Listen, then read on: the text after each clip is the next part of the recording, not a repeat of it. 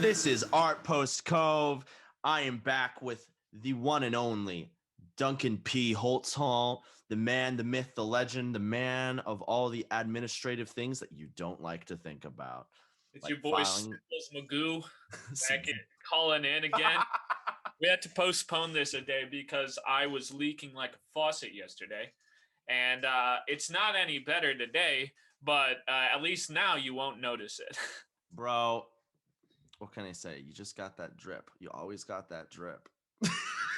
And what is drip if not sauce persevering? Oh, sauce. Like today with some Sunday sauce. Yeah, That's what we're doing. I'm just absolutely conked out on Zyrtec and Tylenol for the day. That's my usual medicinal cocktail these days. Ooh, yeah. Dude, I'd take that over Trump's cocktail any day. There's a Trump's cocktail? Oh, the Trump cocktail? Don't you remember when he had COVID? Because that happened. That was a part of our existence. He had COVID, and they gave him some cocktail that probably had hydroxychloroquine in it and bleach. It's just Lysol. I do remember that. Yeah, that was. Yeah. Sheesh. Let's forget about that time in our history. Yeah. But speaking on drip, we got to point out this beautiful corduroy blazer you got on today. We are loving it. It's true. Goodwill, perfectly in my size. $7. $7 here today. $7 you can't make that shit up. I can only wear it indoors through the months of May through October. Oof. But what about the great outdoors? The great outdoors are what caused me to be Sniffles Magoo. So Duncan basically is telling you that he is a vampire and he only is inside during the summer months. That's true. It certainly is true. I went for a 40-minute walk without a mask because I got 2 shots of the vaccine. And then I was incapacitated for all of yesterday because of my seasonal allergies. This is a long way to say that I make a perfect office administrator because I would rather spend copious amounts of time inside than go outside and not breathe for a week. Yeah, I don't even have bad allergies, and I have bad allergies with the park right next door. No. That's not it. But in other news, we have to address, considering our viewership is very small, Duncan can still make a good post about this, knowing that probably hardly anyone will know, and post on your Facebook wall because we're still very tiny here at Art Post Cove, but small but mighty. Duncan got a job. I know it didn't seem like he was going to get one. Those several months ago, but with the power of Art Post Cove, Duncan was able to secure a job under the recognition that he was on Art Post Cove by his employer. And they did say, "You that guy? Are you that guy on Art Post Cove?" Yeah, you were on that podcast, right? With that eccentric host and that quirky, often. Yes, and Duncan is now moving to the Big Apple. And so, guys, we went once a month. Well, at this rate, we'll post 4 podcasts this month, but it will not be once a week. That's what I meant, once a week. We went once a week this month. We'll make a move. We'll hold off on. I've still got to sign and seal this contract and deliver it, so I'm not naming names of where it is, or what the company is. But assuming that all goes well, assuming that all works out, I will be in the process of. You guys missed this, but Isaiah and I were on the phone for about an hour and a half before this, where he was detailing to me everything I needed to do in order to apply and secure an apartment in New York City. There were a lot of documents that I needed to get my hands on that are required to apply to an apartment. And this is about to be, and the job, assuming everything goes well, starts in a month. So I have 1 month to secure an apartment in a city where I know no one except Isaiah. And a slightly more expensive city than what I'm used to right now, and all of that has to be Slightly. done while I'm packing up my apartment or my house here. Yeah, it's gonna be a wild trip, but assuming all goes well, come the month of July, you might see me roaming around 165th and just catching a vibe. Catching a vibe. Pull up in Washington Heights. Um, but yeah, no, he's got that, But the best part, guys, is we might not have to be virtual very soon, which is an That's true. insane thought. Duncan and I have been doing this thing here and there, touch and go for a while.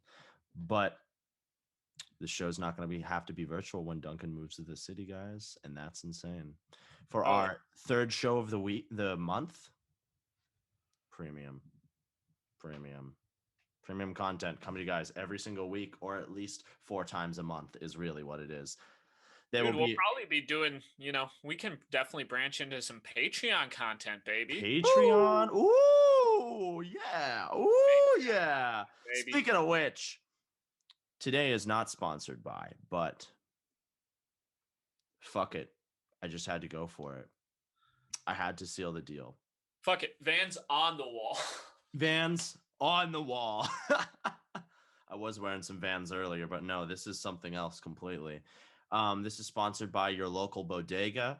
And this is inspired by Tyler Shore, musical Theater man. man.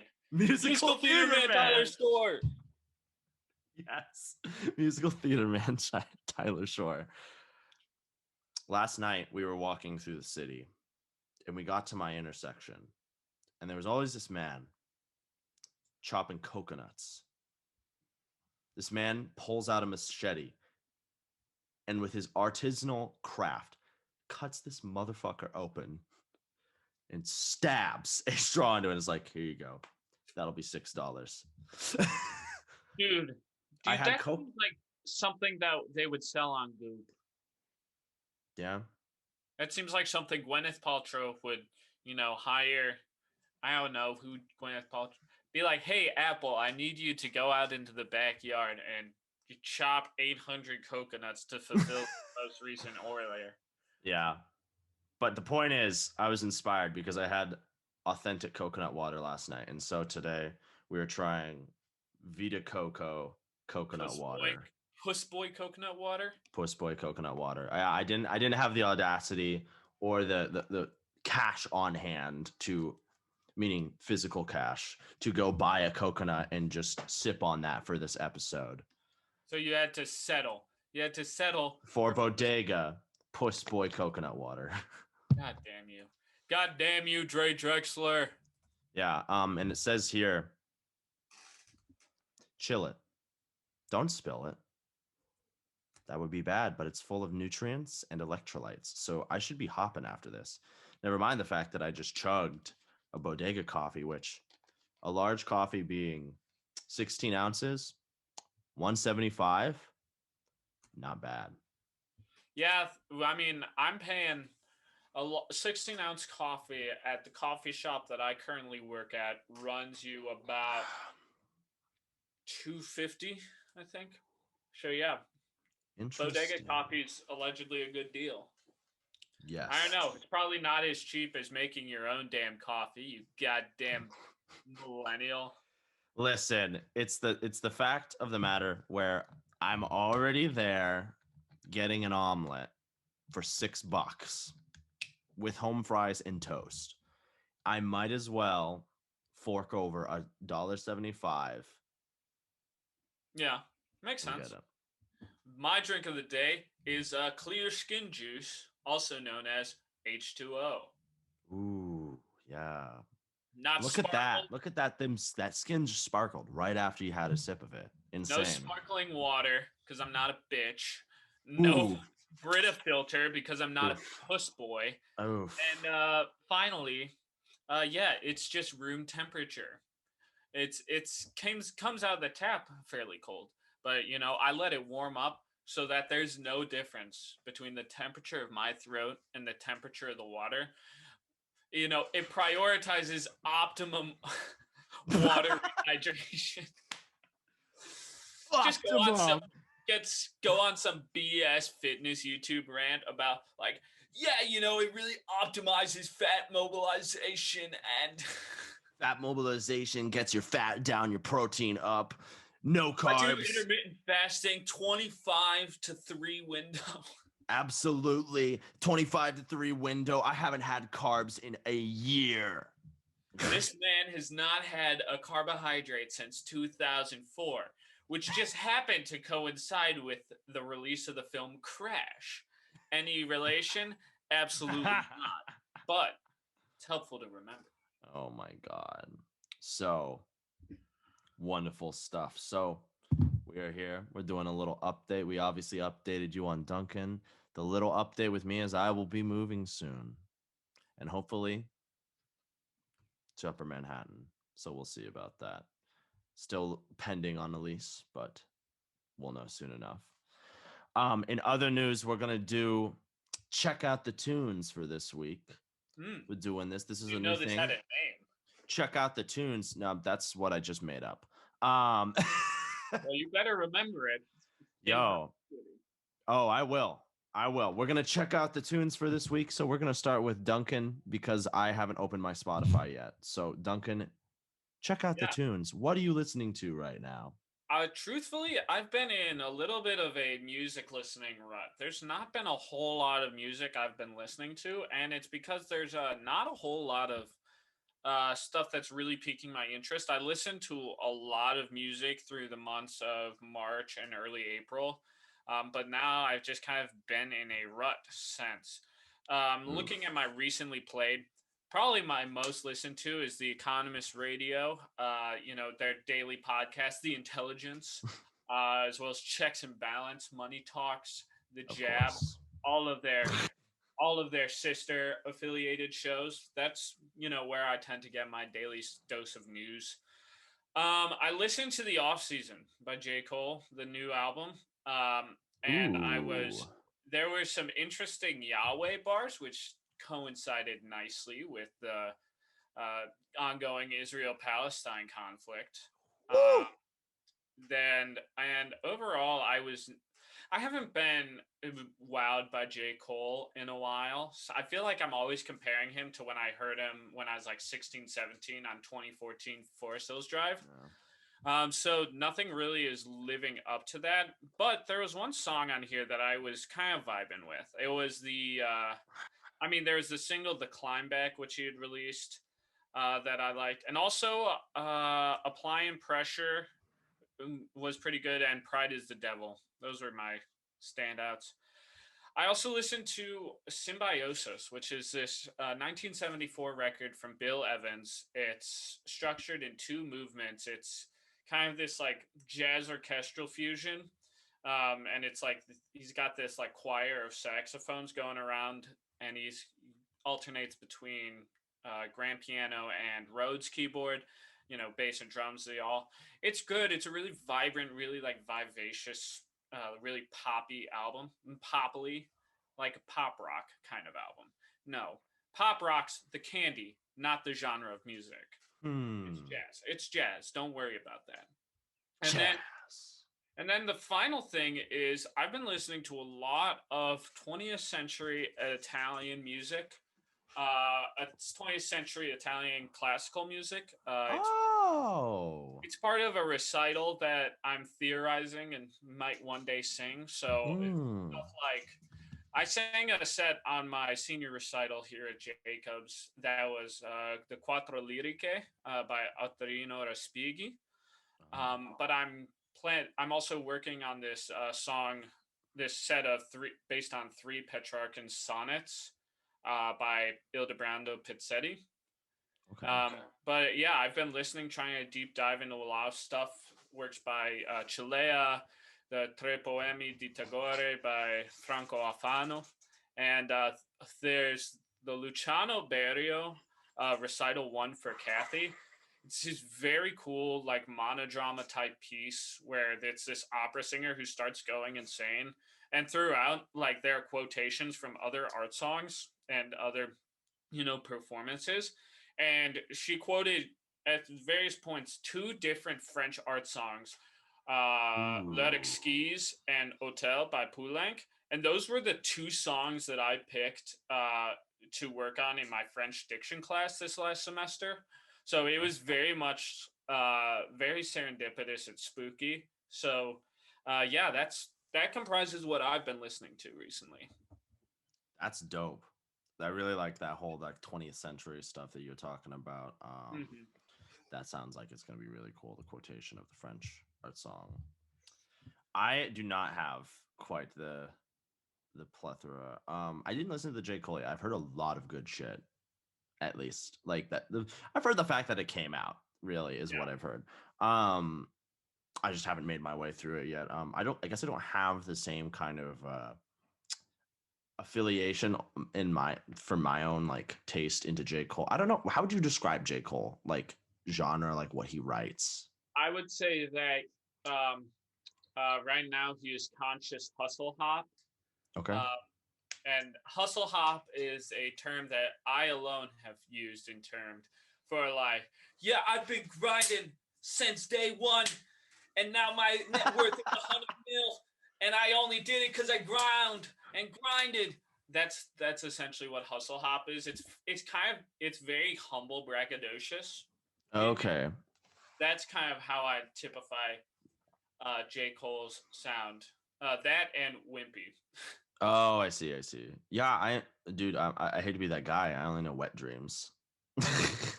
Hey, And not a I bad, never did this not a bad. before. And I never did GOMD is this one of my before. favorites. Saint Tropez and Okay. Golden Clothes, Neighbors, for the Hoop Mm, Holes. For Your Eyes Only, I think, is kind of slept on in J. Cole's catalog, but okay. yeah, KOD sucked. I'm sorry, it Yeah. does. Okay. But I I can't get you. release my full opinion on the off season until I see the Anthony Fantano review. Oh my god. What the fuck? Ugh. Whatever, dude. Well, my listenings have definitely not been like it's wild because here's the thing. The fact of the matter is I did not become a Kanye fan until you forced me into becoming a Kanye fan. So I'm like slowly backwards chronologically working my way through. So like this week I've been listening to Watch the Throne and Graduation for the first time ever. Yeah, Fucking hits. Graduation for me personally ranks pretty highly, just in terms of personal taste. But Watch the Throne's pretty low. I mean, you got Fellas in Paris, which is a banger. Fellas in Paris. But beyond that, I don't know. There wasn't a whole lot that stuck out to me on Watch the Throne. Yeah. I mean, I like the first. Here's the thing. I'm a shitty listener to albums. I love the first front of an album and then never see the back of the album. I never hit side B, guys. You know, I was just like hyped because there was a Frank Ocean song I hadn't heard. Oh yeah, was it Caught in the Wild? Oh, what is it? What's it called? It's No Church in the Oh Wild. no, Yeah, yeah. Wild. Yeah, that's Dude, I'm just like, Frank? that you. Frank? I haven't heard from Remember you. back when he actually released music? Yeah, remember like how he like kind of released music last year? Yeah, no, no. He's not gonna release music for a while because of that shit that happened with his brother. But Yeah. anyways, yeah, no. So I've been vibing to those two. Honestly, what I'm doing is just looking at my search history. Um, my girlfriend showed me fucking Daddy Yankee, Gasolina. Like, I've like never heard that one. reggaeton, Yeah, reggaeton. Daddy Yankee. She's really into that shit. So I've been listening to Gasolina a lot, and it's really funny. I don't know if you've seen the meme where it was like when the world needed him most, he vanished, and it was Daddy Yankee because of like the whole gas shortage that's going on right now.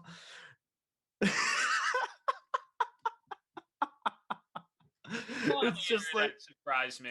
with Dude. how funny they can be, but also just how dumb they can be. Oh my god. Well, speaking of Avatar the Airbender references, I started listening to a little bit of the soundtrack randomly because I was like, I want to feel hyped up. So I started listening to the Avatar theme, also the Dude, Agni Kai music.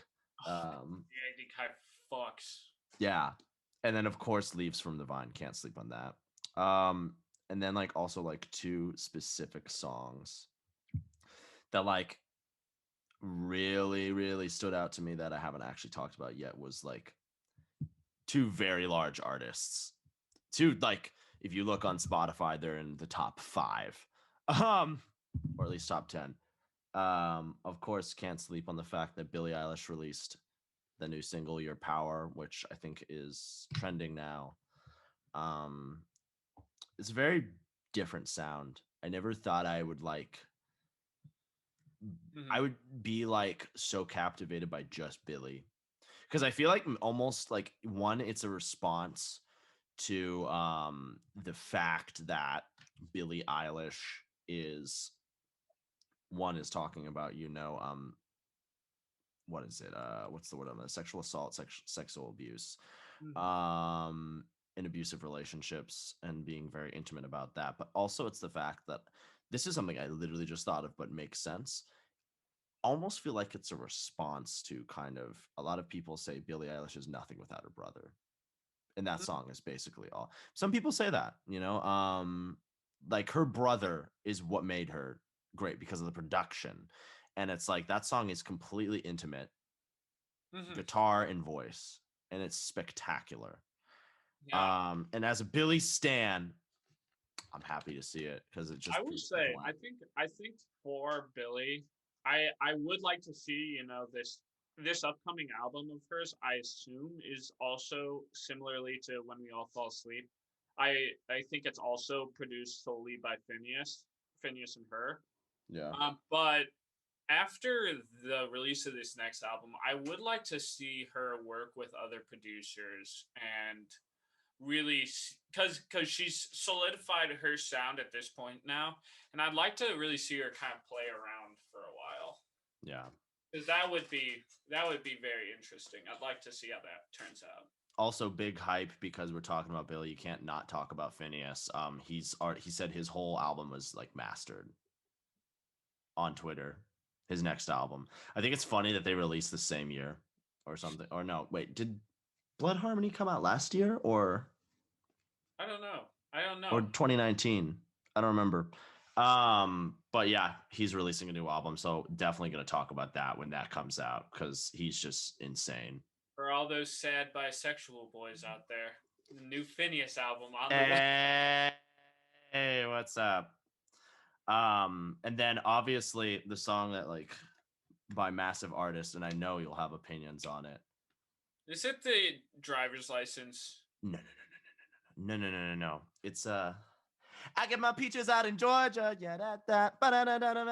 That's the Justin Bieber song. Oh, Peach. God. Everyone like that loves Dude, it that gets too. stuck in my head. Oh, of course she does.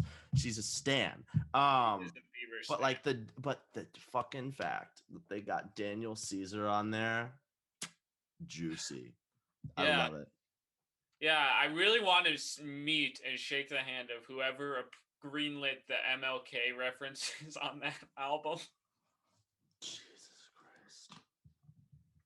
That I that's what didn't I tear have. apart the album. Did you tore apart the album? Well, no, I didn't really tear too deeply into it. I just know that the quote with Dr. Martin Luther King Jr. talking about what he would die for, and in the original context, it was about racial equality and living together in harmony, recognizing the differences in each other um, while living together and harmoniously. And then Justin Bieber took that and recontextualized it about dying for the pussy. That's so fucked up.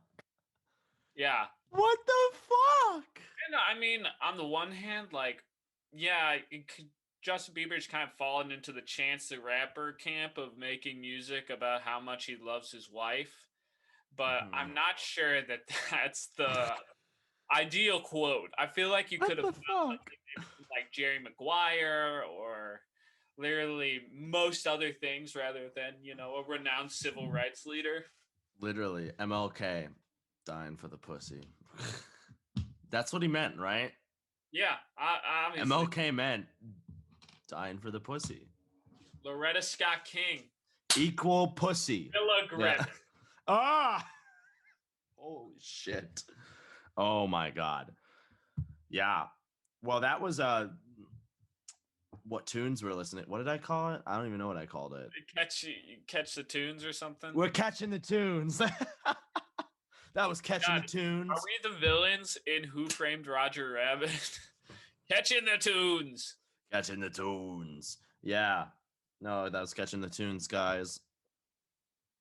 What are you reading right now? Because you're moving fast and I'm not.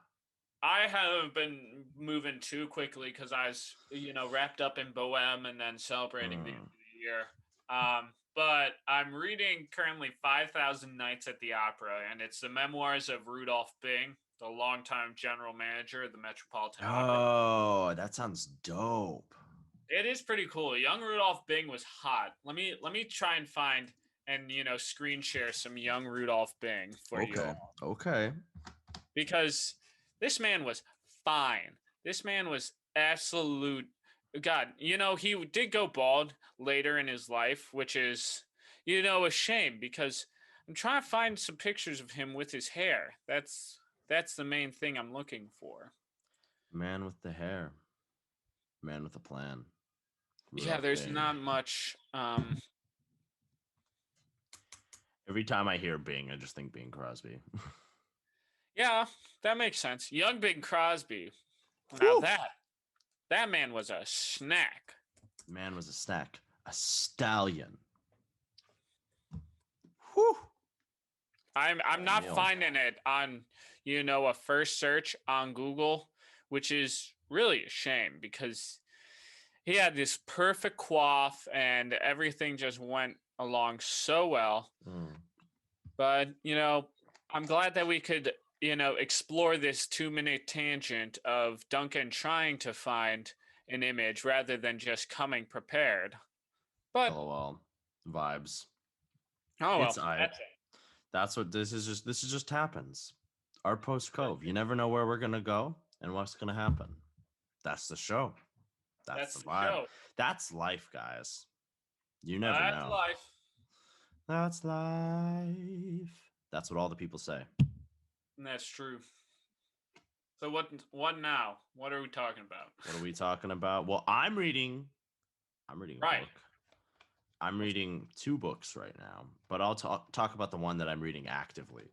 I'm reading Atomic Habits per suggestion by the god himself, Philion. No, it was Philion. It's like, I'm reading Atomic Habits.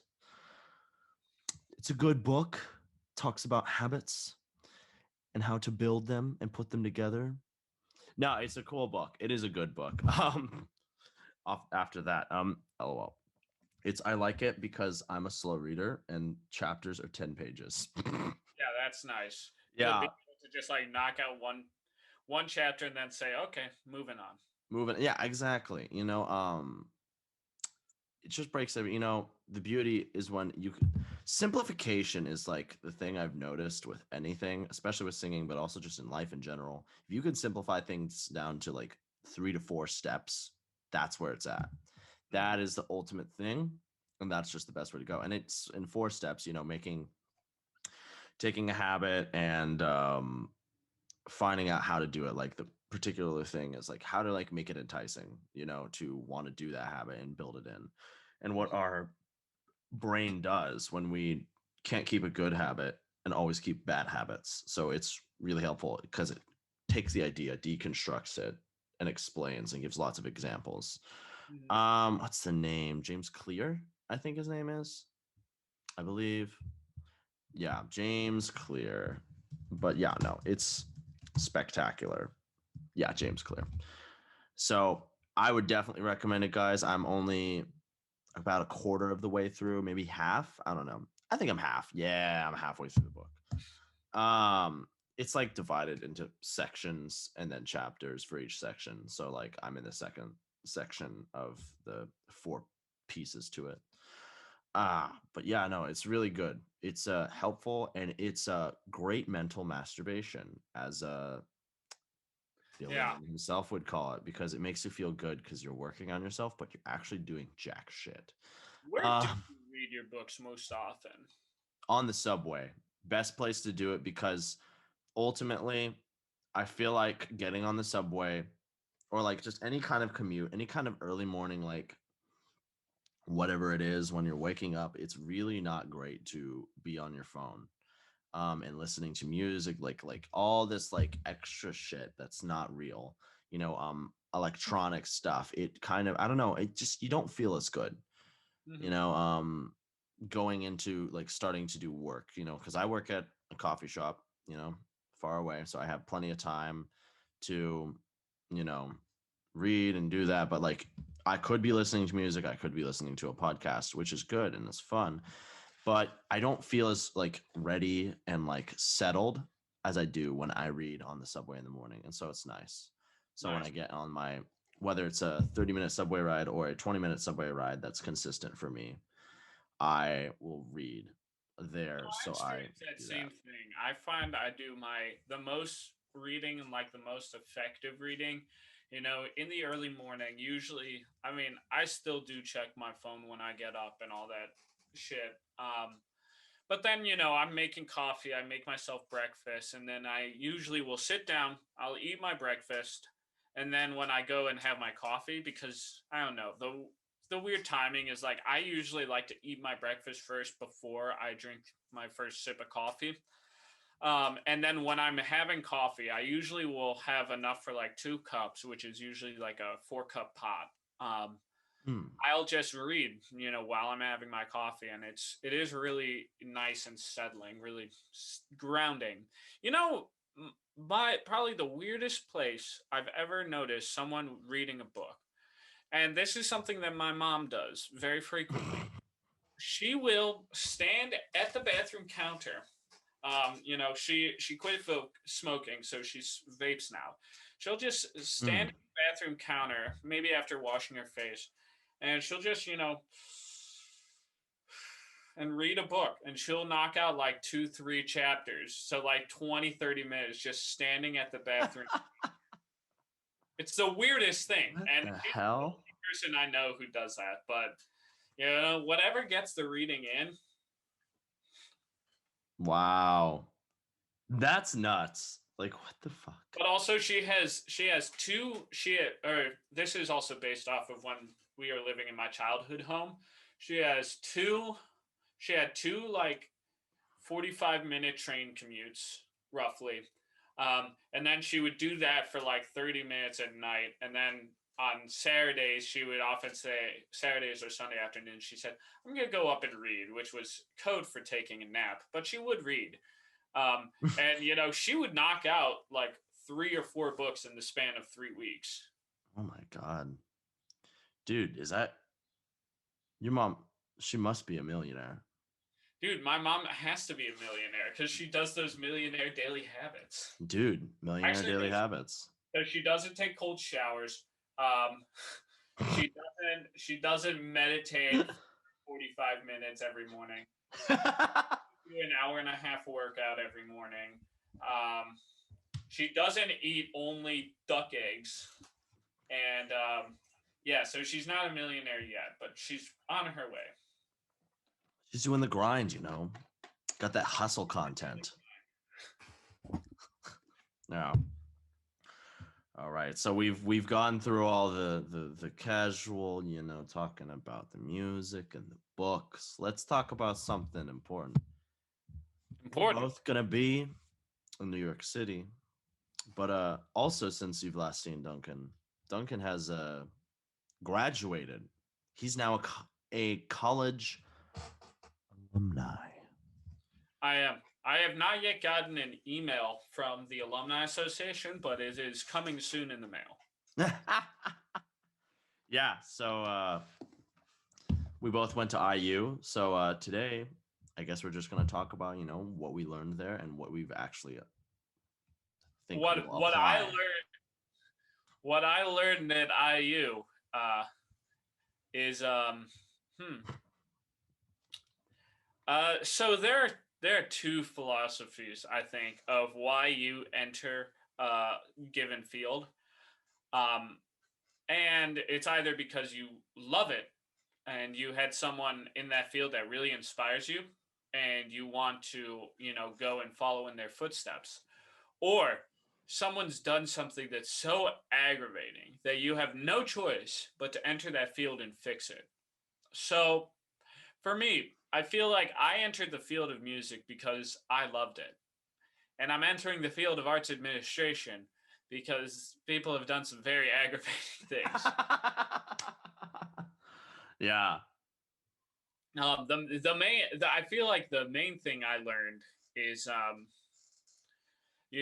unfortunately for right now, political power matters more than whether or not you can actually sing a role. Yeah. Which that's something aggravating that I'm hoping to change with my tenure in there. But I also know full well that this is something that I've also been thinking about a lot. I've been thinking about, being young and hungry, right? Um, about how you go in with all these grand ideas about how to change the world. And then the next generation will also be that equally young and hungry. And sooner or later, you'll be kind of the complacent generation that's just perpetrating or uh, perpetuating, I should say, Yeah. these institutions, these practices. And I feel like unfortunately our generation will be no different. I think Mm. that I think that Gen Zers will once I feel like once boomers are finally um, broadly out of power, there will be a rather large shift, but I don't think that there will be the same sort of like Gen Z yuppie type uh, rebirth, I guess, with Yeah. this generation. Yeah. I feel that. Yeah. No, I feel like the boomers fucking suck. They're ruining everything. I mean, Duncan, I can't have you on the show without me bringing up the damn Met because there's always some extra bullshit that's going on every time I talk to you. Yep. Now, there's a lot of talks going on. You hear there's a lot of shit in New York City talk about Broadway's opening up. Broadway's open September 14th. So Mhm. there will be shows open. And now like the big headline that they announced was, if I am correct, what is it? It's what are the three ones that they're really talking about? It's Hamilton, Lion King, and I think Aladdin or something else. The big three, these big three shows, or maybe it's Chicago or something, but a bunch of big shows are opening up right on September 14th. And that'll be the big grand reopening of Broadway that we've all been looking for. So the question turns later to the Met. What the hell is going on over there? There's a lot of strikes, there's a lot of things because the labor unions, they're asking everyone to come back at a 30% pay cut Mhm. is what they're doing, and they're trying to keep a good face for everyone by saying, oh, Peter Galvin and us are all working really hard to figure out when we can open up. We're looking forward to our September 22nd open up with the Terence Blanchard opera. um our first African American composer. I'm like, great. So it took George Floyd for you to do that. Yeah. Congrats. The big thing though is like they put together a concert today. They're doing a concert today in New York City, in Queens. They can't do it Well, at the Met because they rent it out. well, they're doing the Met finals today. The Met competition finals are today. Today? Yeah. Oh, they're doing something else then too. What was the other thing you were talking about? They're doing a kind of ode to New York kind of thing with like Angel Blue, Eric Owens. I can't remember the rest of the names, but they're doing that with like a condensed 20-person orchestra and with what's his name? I don't know if it is who's the conductor. I'm blanking. Yannick? I don't know if it's Yannick. It might be, but it might not. Look up the Metropolitan Opera. It should be important to note that I do not follow them on You scroll down too. platform. Yeah. But they're doing this at Queens, and they don't have tickets on sale. They're going to like sponsors, basically, is what it looks like. Etc. But they're asking everyone for pay cuts. They're doing all this shit, and then they're saying, "Oh, we don't know." And there's a lot of articles coming out saying that the Met won't open in 2021 because it's their own fault. Because they're asking for pay cuts of large sizes when these people had a standard of living and they threw them all out. They didn't even, they're just now back paying the orchestra. And it took people from all over to change things. So, like, with this whole idea of changing things, there's a lot of talk. And I think that it'll be interesting to see what happens, but I do think it's going to be rather poor in terms of what happens after, because in New York, there's a lot of talk about how we're reopening better and rebuilding and reimagining the city. That's like the slogan. Rebuild, reimagine, etc. Renew. Those three words are what they're talking about for the New York reopening that we're having by the end of the month, it looks like, with full capacity indoor with masks. Still unknown about what's going on with the CDC mask mandate and how they're going to approach it. The different areas, Connecticut has one take on it, New Jersey has another, New York hasn't announced.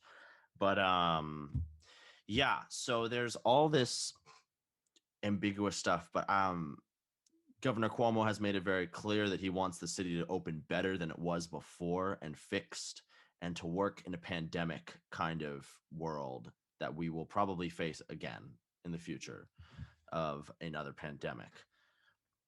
But the problem is the Met seems like it has no interest in taking part of making this safer and better.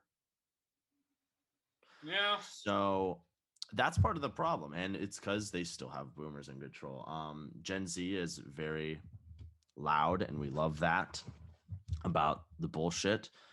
But also, yeah, it's just hard to say. I mean, for me, we just totally derailed the conversation talking about philosophy. For me, like, there's a lot of hope, but also that hope is drying up because of the people that run the institutions that are supposed to be the world stage and the center of the world, but it is just piss poor from anyone who's been inside of it, it sounds like. You know, I have been thinking about this because throughout the pandemic, the real hallmarks of innovation within the opera industry specifically, those are all being done by smaller independent companies. These weren't done by main stage companies, and it echoes a sentiment that happens a lot with talks of modernizing and digitizing bureaucracy, specifically in government, that larger mainstay institutions are more risk averse. So they'll prefer to do things safer. And the problem is trying to innovate and move things forward inherently involves far more risk than, continuing to do what you always do. So it falls on smaller companies, people like Bear Opera and an opera theater based in the Twin Cities, to really push things forward and innovate, presentation and programming of the performing arts. The larger institutions aren't going to do it because there's too much on the line in terms of, a financial stake. So yeah, it's something that I'm grappling with personally too, because I've all of my professional work has been dealing in the company side of things, so I've had a really one-sided view of things. But with this new job, I'll be venturing onto the other side of directly representing artists, and it will be a question of how will that round things out? Like, will I still believe a lot of these conceptions I had of how to run a company, how to program a season, when keeping in mind the entire other half of the operation. Yeah.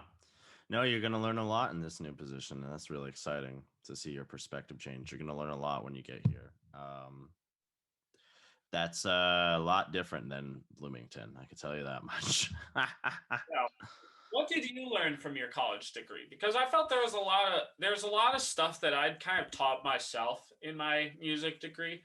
Stuff that, growing up I was genuinely curious about music, so I learned about, the music theory that was taught to us, and I learned about the history that was taught to us. So what did you find like helpful from your degree for right now? Let me tell you. Build your fucking habits now. Build a practice habit, a time of day, use your phone, schedule yourself, get a schedule.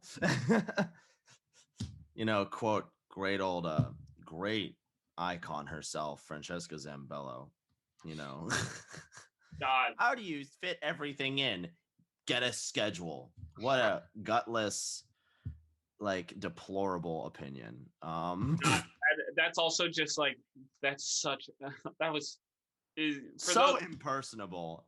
for those of you who don't know, Isaiah's referencing a well-advised lunch that was held by the Jacob School of Music, featuring opera overlord Francesca Zambello.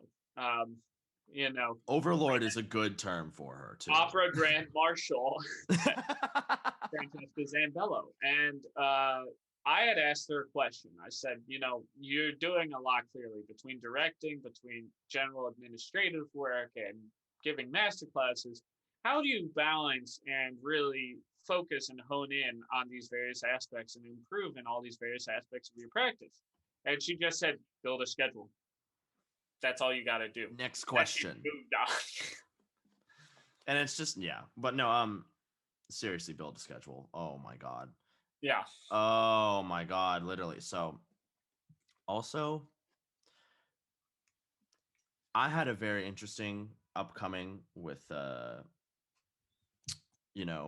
figuring out how to sing, figuring out how to become an artist. I plopped around a lot. I was what they call a studio hopper. Partially because I transferred, but also was just eager to find the perfect fit. Mm-hmm. And yeah, so interestingly enough, I taught my first like online lesson yesterday ever. It was a very great time, very great experience. Let me tell you, simplification is key. Yes. Those steps, literally, if you can make everything as simple as possible. This stuff is making me burp. That's why I'm like, ugh. Oh yeah. Really? Coconut water makes you burp? I don't know. It's not like a loud burp. It's just like just gets you gassy. Just gets you gassy. It gets me so gassy. Yeah, no, but yeah, the simplification is super crucial to kind of describing these things to people who haven't spent 4 years and thousands of dollars on a degree in this stuff. So that's a big thing. I used a lot of what my teachers had said before, in particular to kind of teach. And it was very helpful, and it was the most well received. I steered away from anything that was overly complicated, like the plague, like COVID. But I would say that making everything easy, not like, in general. From my degree, I had an approach that was always, what am I getting out of this? How is this going to apply? And if it wasn't going to apply, I didn't give two shits about it. And that's why I accepted B's and C's, because forget about it. I'm not doing that. No. Why do I need to learn this extra bullshit that I won't actually use? I always had the approach and thought of like, how is this going to help me in the field? And yeah, I haven't done music theory since, but that's going to change when I start grad school at Manus next fall. And that's going to be, thank you for the claps. You didn't hear it, but you saw it. Let me get one of those. Oh boy. Wow. Oh, we got a wow react on screen. Wow, I don't even know how to do that. I The guess bottom bar that says reactions. wow, I gotta Great. wow react myself now. Let's just like yeah. Um yeah, it just goes to show how little I've used Zoom because I got on the very end of the whole thing, you know. The very end of the pandemic, finished my school, didn't need to do anything else. It was very, very nice to not spend too much time on Zoom. I'm so sorry, Duncan. You're just shaking your fucking head. He's entering at honestly the best time, is what a lot of people are saying. Is this is like the best job market to enter the reopening America. I mean, hey, he got a job. But yeah, Just also just barely. yeah, By the end of my teeth. by the end of your teeth. I mean, how many? Where did you hit? What was the number? Ooh, I would say definitely north of 400. North of holy shit. Might be pushing 500 to get one job offer. But it was the one. It was a pretty good one, I will say. Yeah. But But still, that would be an atrocious batting average. Could you imagine someone waltzing into the major leagues being like, "Yeah, my batting average is point zero. Let me point point zero zero zero two. zero Yeah. Oh my god. But yeah, the whole thing is just simplification, and also no one is gonna be there to help you like they did in college. Not a single soul. It's nothing is gonna be dropped in your feet, two." you know. If you don't keep up on what you want, you're not gonna get it. That's just it. You have to keep up on your shit. If you want anything, college is, I've always called it college is a condom for starting life. It's a condom for 18 to 22-year-olds for starting life generally, because you live there, you do that thing, you don't really start, you don't have to do the big like life things, you don't really have to, there's a lot of things you don't have to deal with. And yeah, spending the last year, it's 100% that. You go in a dorm and then you get a cheap apartment with someone, or you stay in the dorm, or you go into a sorority or fraternity house. you know College teaches you a lot, but it also teaches you so little at the same time. It doesn't teach you going out there and getting it. It really doesn't. It teaches you how to be sentient. Pretty much. It teaches, I mean, there's one thing like I would really appreciate it if, my civil engineers out there went to college to learn how to engineer civic buildings. But I don't really need the I mean, I feel like it's also difficult because of what we do as Yeah. musicians. Because there's some people who like come in to college freaking ready to rock, and they're just looking to get some more performing experience. Versus like people who genuinely do need more education and genuinely need more help in determining that kind of stuff. I don't know. I don't know where I stand on it. Yeah.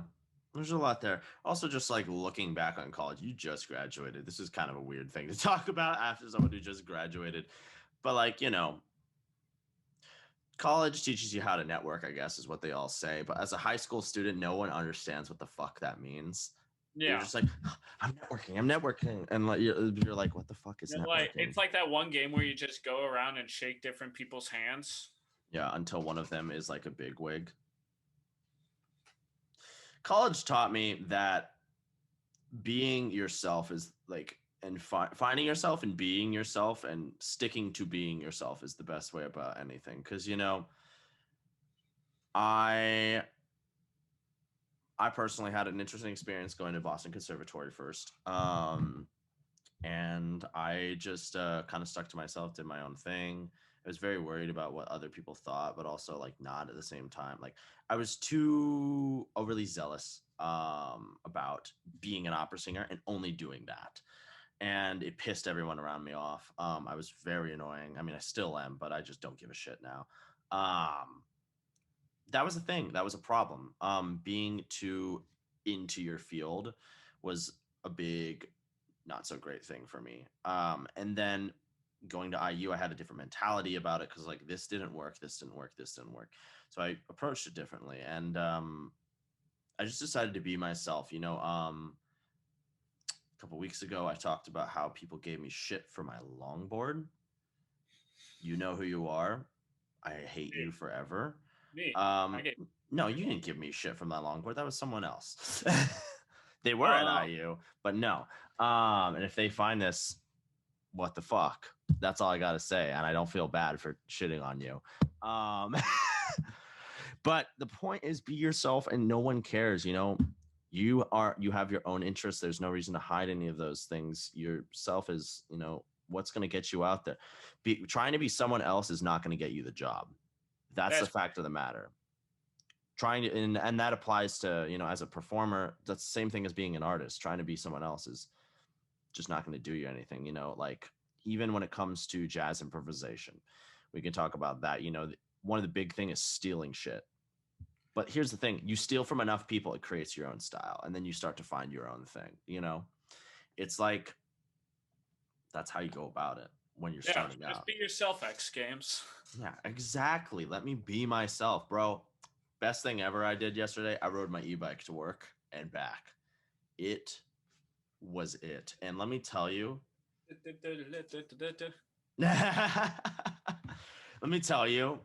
there's a total difference from riding in a bike in New York City at 5 a.m. from 11:30 in the morning.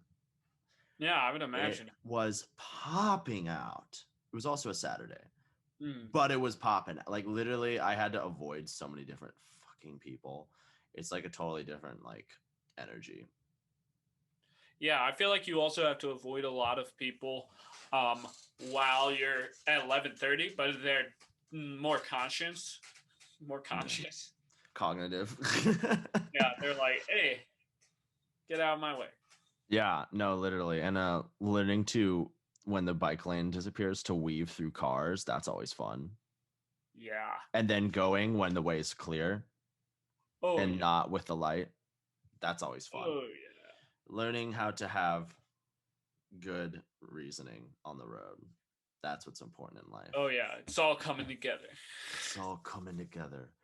Well, this has been a great show. We got to review the drink. This thing sucked. Get a damn real coconut. Don't fuck with this shit. This 7 out of 10. Would recommend. I wouldn't recommend. I do feel electrolyted. I feel chipper. And no, I don't. I feel more awake than I did before and have a little more bodily energy. But it's not what. No, it's a 5. It's a 5. It's like kind of the same thing. Well, I feel like the energy you're getting is also from your freaking coffee that you chug. Yeah, but like I know what that feels like. And that was the beginning of the show. It's been, bro, we've been on this app for probably like an hour. Yeah. So it's a little bit from this, but it's like Vita Coco, no go. Vita, no. Vita, no. Well, guys, thank you so much for tuning in. This is our 3rd podcast of the month kind of vibe. We're doing this 3rd podcast every month. And maybe, who knows what the future has in store. Maybe we'll change the format again because, we might. Depends on what happens when Duncan gets here, honestly. So thank you so much, guys, for tuning in. Thank you, Duncan, for being here. Always a pleasure. Oh, yes. Always a pleasure. Don't forget to like, comment, subscribe. Hit us down below. Hit the Patreon. Like, just kidding. We don't have the bell as well. Yo, ring that bell, guys. Ring that fucking bell, man. Ding, ding. Notifications every time we upload. Yeah, guys, join the notification squad. But yeah, thank you so much for tuning in. And until next time. Peace. Stand clear of the closing door. Stand clear of the closing door. Stand